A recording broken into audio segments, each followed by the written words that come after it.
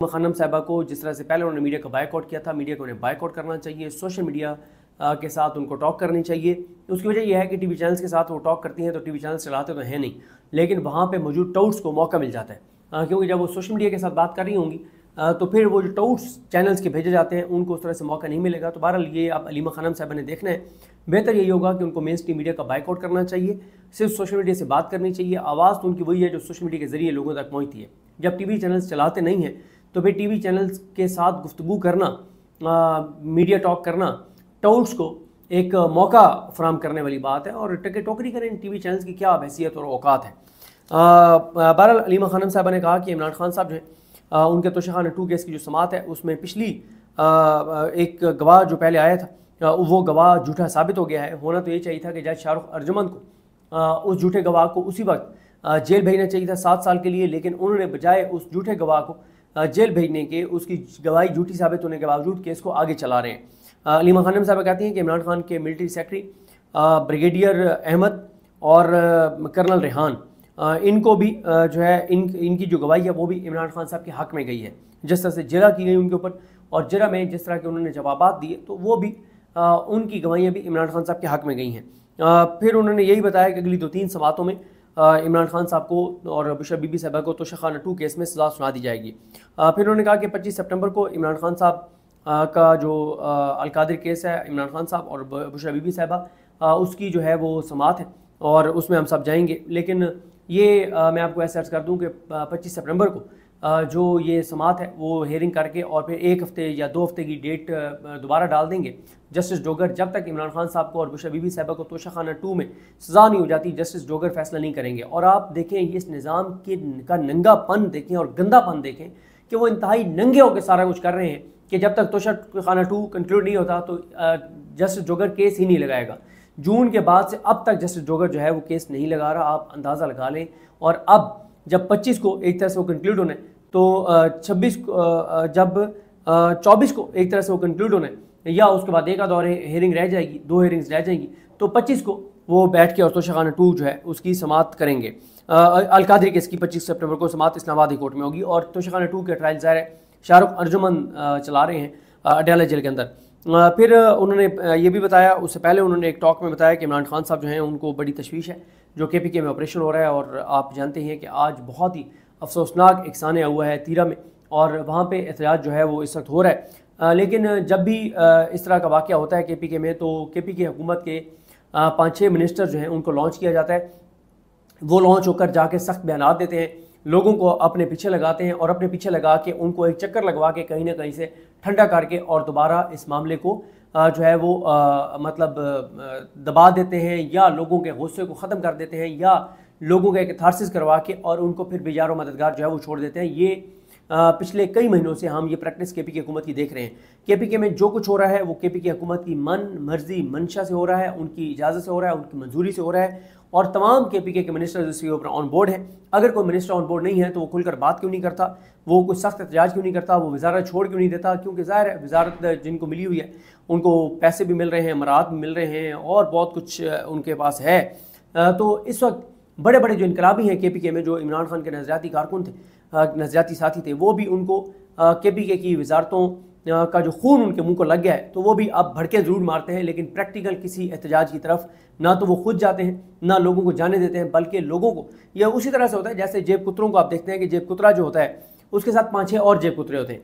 जब जेब कुतरा पकड़ा जाता है तो 5-6 जेब कुतरे आगे बढ़ते हैं, लोगों को हटाते हैं और कहते हैं, उसको ज़ोर से पकड़ते हैं, घसीटते हैं, कहते हैं फटो, हम इसको नहीं छोड़ेंगे। उसको 2-4-5 थप्पड़ी भी मारते हैं अपने जेब कुतरे साथी को और उसको वहाँ से निकालते हैं और कहते हैं हट जाओ, इसको हम नहीं छोड़ेंगे, इसको हम पुलिस के हवाले करेंगे और वहाँ से उसको गाड़ी में बिठाते हैं और बचा के ले जाते हैं। यही सारा कुछ जो है वो KPK के मिनिस्टर्स कर रहे हैं, सख्त बयान देते हैं, ये कर देंगे वो कर देंगे और उसके बाद झाग की तरह बैठ जाते हैं। और मजाल है कि कोई सॉलिड चीज़ किसी भी मामले में वो प्रोटेस्ट करें वो नहीं करेंगे, क्योंकि उनको उनके मुंह को KPK की हुकूमत की मराद का खून लगा हुआ है।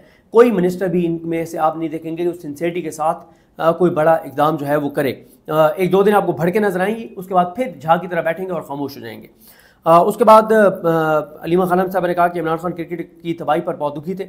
उन्होंने कहा कि मोहसिन नकवी ने क्रिकेट को बर्बाद कर दिया है। 2021 में पाकिस्तान ने भारत को 10 विकेटों से हराया था। उसके बाद उन्होंने कहा अब पाकिस्तान की क्रिकेट टीम एक ही सूरत में जीत सकती है अगर जनरल आसिम मुनीर और मोहसिन नकवी ओपनर हो और अंपायर जो है वो सिकंदर सुल्तान राजा हो।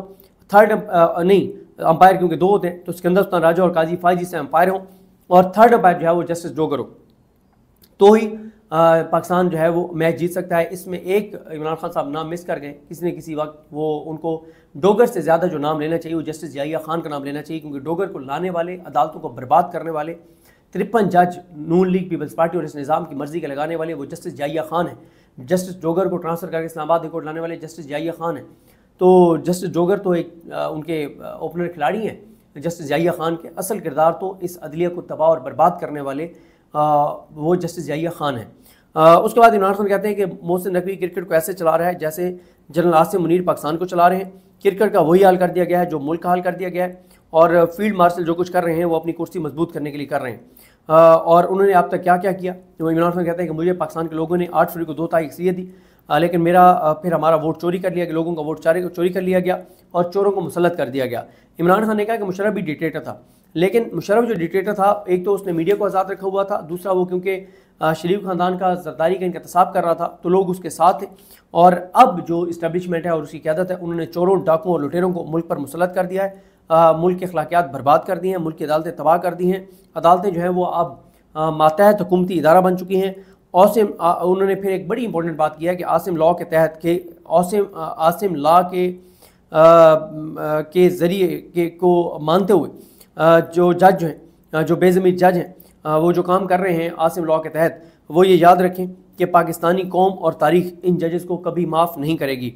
27 सितंबर के जलसे पे इमरान खान साहब का बहुत फोकस है और उन्होंने कहा है कि ये पाकिस्तान के लोगों को कहा है कि आप निकलें, आप आएँ, आपने पाकिस्तान को आज़ाद कराना है, आपने पाकिस्तान के अदलिया को आज़ाद कराना है, आपने पाकिस्तान में आइन और कानून को बहाल करवाना है, तो आप आइए। और इमरान खान ने कहा कि अली अमीन गंडापुर को पैगाम दें कि अली अमीन गंडापुर और जुनैद अकबर मिल के और इस जलसे को कामयाब बनाएं। इमरान खान ने कहा है कि अपनी पार्टी से कहा है कि आप 3 साल से इस्टेब्लिशमेंट के साथ राब्ते में हैं, लेकिन आपको क्या मिला? हर गुजरते दिन के साथ आप पर सख्तियाँ बढ़ रही हैं, पीटीआई पर सख्तियाँ बढ़ रही हैं, मुझ पर सख्तियाँ बढ़ रही हैं, पीटीआई को क्रश कर दिया गया है, आपको क्रश कर दिया गया है और जुल्म बढ़ता जा रहा है। तो उन्होंने कहा कि इमरान खान ने कि ये जो कासिम खोखर पीटीआई के कारकुन जिसकी डेथ हुई है जेल में, उसके ऊपर बात की।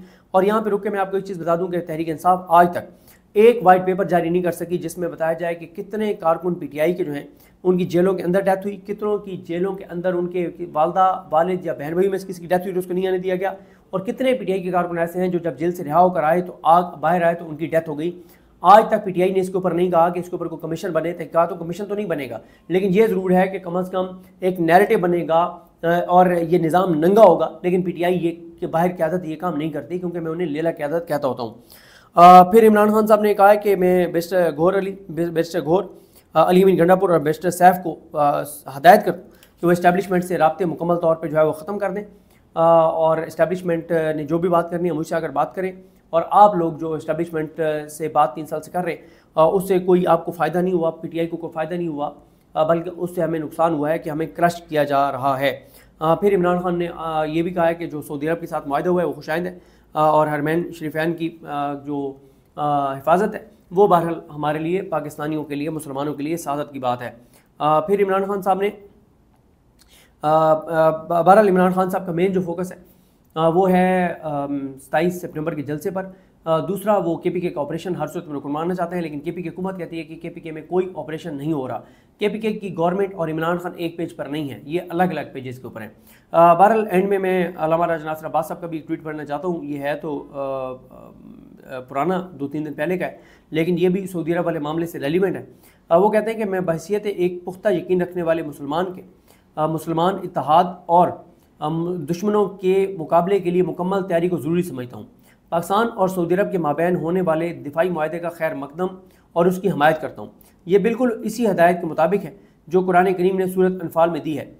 और ए ईमान वालों, अपने मकदूर भर इनके मुकाबले के लिए कुव्वत और जंगी घोड़े तैयार रखो, ताकि इसके ज़रिए तुम अल्लाह के दुश्मनों और अपने दुश्मनों को और इनके अलावा दूसरों को भी खौफ ज़दा रखो जिन्हें तुम नहीं जानते लेकिन अल्लाह जानता है।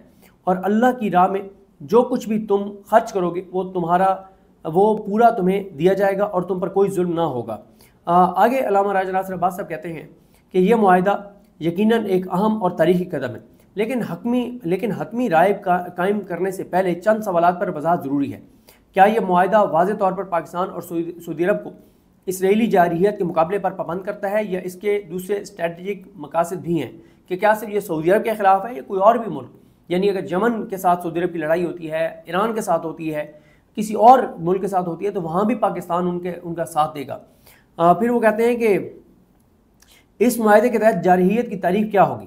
क्या यह मुआहदा खित्ते में अमरीकी फ़ौजी अड्डों पर मुस्लिम ममालिक के इंहिसार को कम कर सकेगा, या फिर यह सिर्फ मगरबी इत्तहादों की तकमील का ज़रिया होगा? दूसरे मुस्लिम ममालिक इस मुआहदे को किस नज़र से देखेंगे और इस पर किस तरह का रद्दअमल देंगे?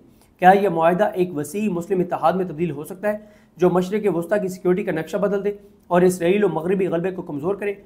ये नहायत अहम सवालात हैं जो इस शराकतदारी के असल दायराकार और मुस्तक़बिल का तयन करेंगे।